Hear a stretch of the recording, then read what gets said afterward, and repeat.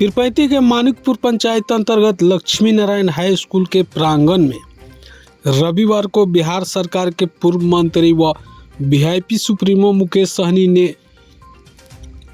संकल्प यात्रा के क्रम में लोगों को संबोधित करते हुए कहा कि जब देश में एक है, संविधान एक है, तो हमारे साथ भेदभाव कैसा। नीतीश कुमार मेरे समर्थन से राज्य के मुख्यमंत्री बने, जातीय जनगणना में सफल हुए। उन्होंने धन्यवाद देते हुए हमारे समाज में लालू जैसे नेता आज से 20 वर्ष पूर्व होते हुए तो निषाद को भी आरक्षण मिल गया होता। निषाद का बेटा अफसर बनता। आपको स्वयं मालिक बनना है तो खुद संघर्ष करना पड़ेगा। एक रोटी कम खाइए, लेकिन अपने बच्चों को शिक्षित कीजिए ताकि वे शिक्षा ग्रहण कर आईपीएस, डॉक्टर, इंजीनियर बन देश का नाम रोशन कर सके। हमारी नीति है कि आरक्षण नहीं तो वोट नहीं, और वोट नहीं तो गठबंधन नहीं, और गठबंधन नहीं तो दिल्ली की सरकार नहीं। मैं एक अत्यंत गरीब परिवार से आता हूँ। पूर्वज मछली मारने का कार्य करते थे। संघर्ष कर मुंबई से यहाँ तक आपके सहयोग से पहुँच। नरेंद्र मोदी हमारा शर्त मानते हैं तो मेरे नाव पर बैठ जाएं, और मेरे समाज को आरक्षण मिल जाए तो उनकी जय जयकार है, अन्यथा बीच गंगा जी में नाव पलट जाएगा।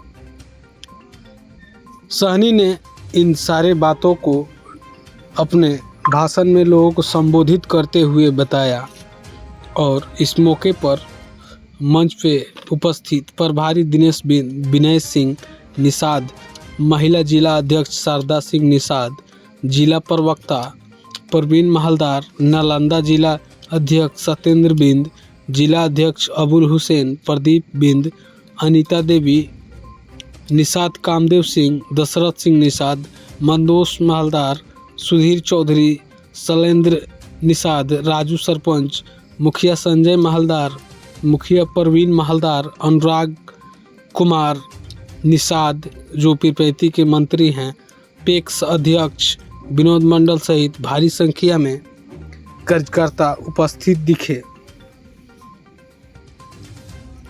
यदि हमारे चैनल को सब्सक्राइब नहीं किए हैं तो सब्सक्राइब जरूर कर लें, ताकि आपके क्षेत्र की तमाम छोटी बड़ी खबरें आप तक पहुंचती रहें।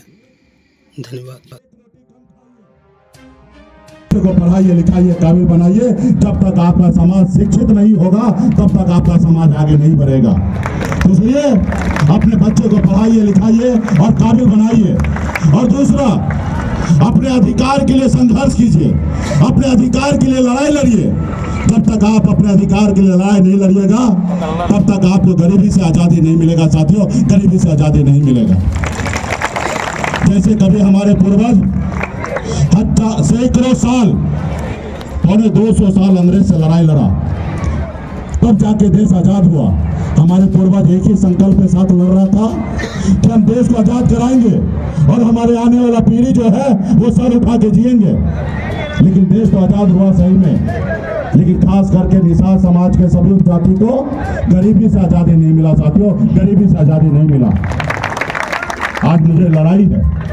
ऐसे तो आज़ादी के बाद बाबा साहब भीमराव अंबेडकर ने हमें एक ऐसी शक्ति, एक ऐसी ताकत दी जो हम उसको पहचान नहीं पाए अभी तक। पहले राजा के घर में रानी के कोख से बच्चा जन्म लेता था, वही राजा बनता था, राजा का बेटा राजा बनता था।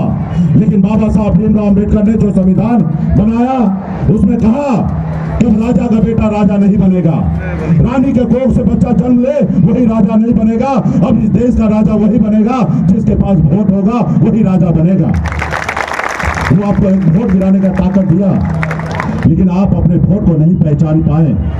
और जो समाज अपने वोट को ताकत को समझा, वो समाज देखिए कितना आगे निकल चुका है।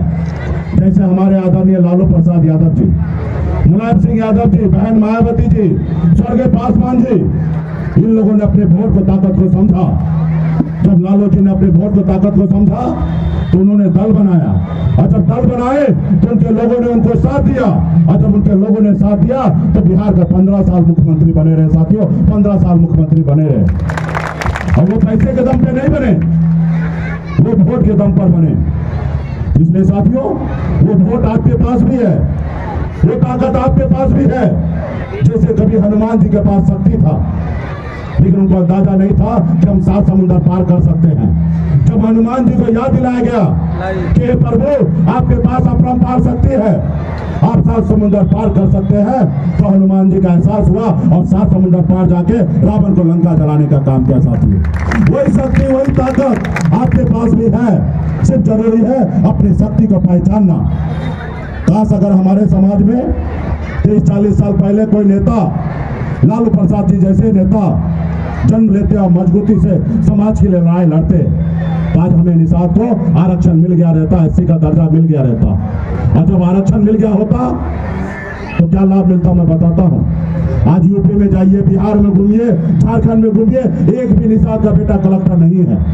अगर हमें आरक्षण मिल गया होता तो निषाद का बेटा कलेक्टर होता, एसपी होता, एसडीओ होता, पीडीओ होता, सीओ होता, डॉक्टर होता, लेकिन नहीं हुआ। इसका गुनहगार कौन है? इसका गुनहगार वो जो दिल्ली में बैठे हैं वो गुनहगार है, और दूसरा गुनहगार आप और हम हैं कि अपने हक अधिकार के लिए, अपने बच्चे का भविष्य के लिए हमने लड़ाई नहीं लड़ा। अगर लड़ाई लड़ते तो बेहतर होता। आज पिछले 9-10 सालों से मैं संघर्ष कर रहा हूँ, लड़ाई लड़ रहा हूँ। आज मैं कोई बड़े अमीर घर में जन्म नहीं लिया, मैं भी साधारण गरीब परिवार में जन्म लिया। पिताजी मछली मारते थे, दादाजी मछली मारते थे, ऐसे घर परिवार में जन्म लिया। 18 साल